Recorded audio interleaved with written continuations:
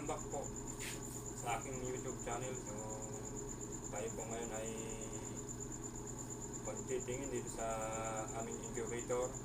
So, tuturuan ko po kayo kung paano ba malaman kung ang itlog, kung fertile ba o hindi. So, ipapakita ko po sa inyo mamaya. So, andito dyan yung aming incubator. So, titingnan natin. Ibali may more than 1 tray na akong nakasalang sa aming incubator. So, papakita ko po sa inyo kung paano malaman ang egg kung fertile ba o hindi. Kung mapipisa siya o hindi. So, tara tingnan natin guys. Pakita ko sa inyo kung paano.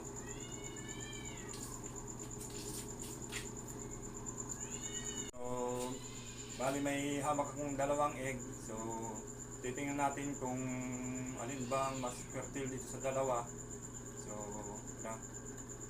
ipapaliwanag ko rin po sa inyo kung talagang fertile ang itlog o hindi.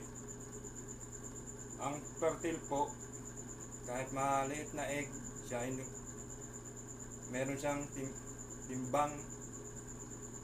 Doon mo siya mahalata na siya po ay fertile. Ito po isang fertile at isang hindi fertile. So titingnan rin po natin yan sa aming candler. So tara guys, ipapaliwanag ko po sa inyo kung ano ang kulay ng hindi fertile sa fertile na egg. So ayan po, makikita po ninyo sa kulay pa lang ng egg, makikita mo na siya ay fertile. Ayan po, sa katunayan siya po ay nagbubuo. Yan, siya ay reddish or red. Yan, kita yung kanyang palatandaan na siya ay fertile. So ayan guys, yan, siya ay fertile. Kung nakikita nyo yung black sa loob ng egg, siya ay ibig sabihin siya ay positive na mabuo or maging sisiw. So salang naman natin guys yung hindi fertile na egg. So tara, ito guys yung palatandaan na hindi fertile yung egg. So ayan, ang kulay niya ay medyo nagdidilaw. Yan, siya po ay medyo malaki dito sa fertile na egg na una kong pinakita. So ayan, kung titingnan po ninyo yung kulay ng bulb, halos siya rin ang kulay ng sa loob ng egg. So ayan, ito po ay hindi fertile. So ayan po, may natutunan po kayo mga guys sa pagtitingin ng itlog sa candler. Basta tatandaan po ninyo na pag yung yellow nagdidilaw ang kulay ng egg, siya po ay palatandaan na hindi fertile. Yan, hindi gaya po nitong isang egg na una kong sinalang. Yan, siya po ay nagpupula.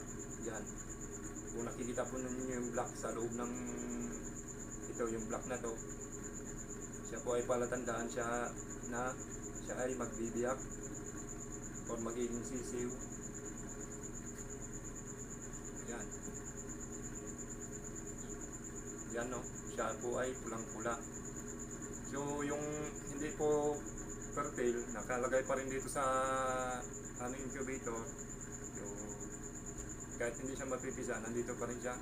Pinasabay ko na lang pag-hatch or pag-out, pull out ng mga egg.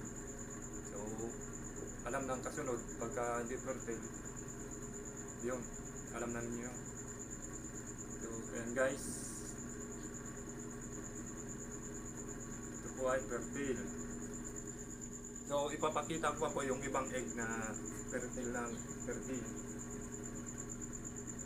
So nandito tayo guys sa aming incubator.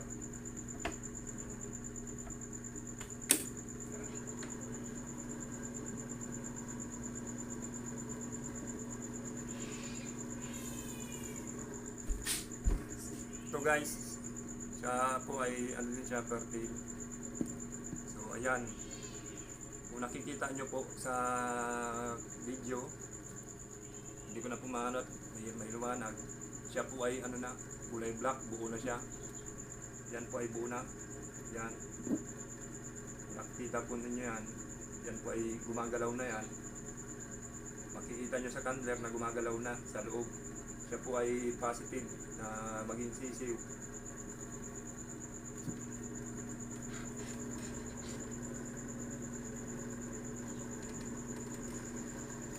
Ito po yung aking bagong lagay na egg.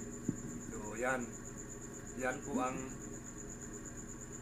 bago yung kalalagay ko lang kanina nga po. Kung makikita nyo, siya ay pulang-pula. Siya po ay fertile. Yan. Diyan pa lang malalaman ninyo na siya ay mabubuo o magbibiyak.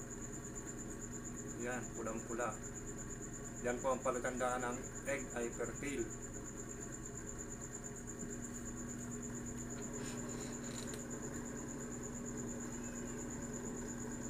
So, ayun guys. So, na-share ko lang po sa inyo kung paano magtingin ng egg na fertile sa hindi fertile. So kahit paano may makukuha kayo, may matutunan kayo sa aking video. So papakita ko sa inyo yung loob ng aming incubator.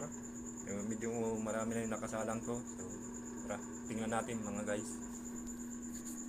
Aking mga nakasalang na egg.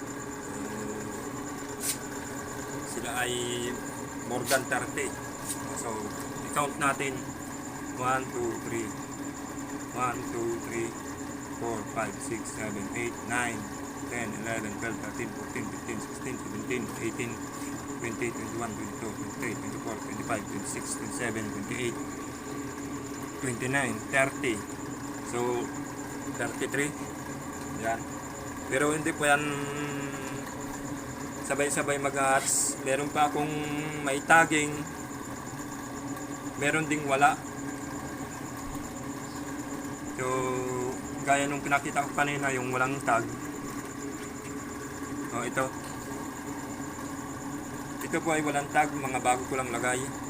Gawa ng, pag natagalan po, maabot ng 1 week ang egg na hindi mo isalang sa incubator, siya po ay nagiging hindi fertile, kagaya nung isa na pinakita ko sa inyo. Itong egg na to. Ito po ay inabot ng 8 days. So, kaya hindi siya naging fertile. So, ito po fertile.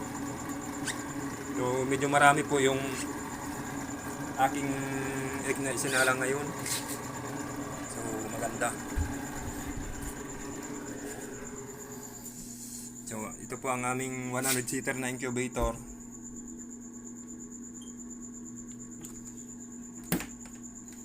Nice.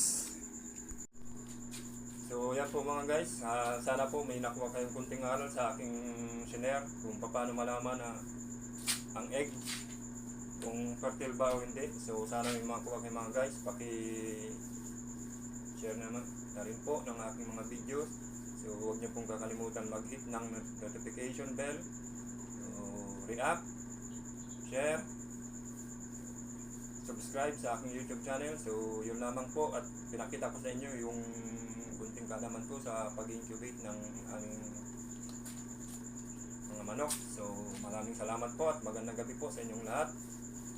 So ingat.